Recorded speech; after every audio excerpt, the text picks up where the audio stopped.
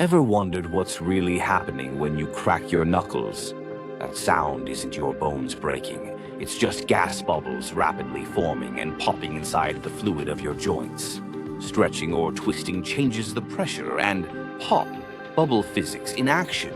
Sometimes you hear a snap because a tendon shifts over a bone, which is harmless too.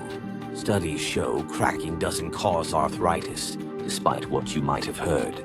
If popping comes with pain or swelling, check with your doctor.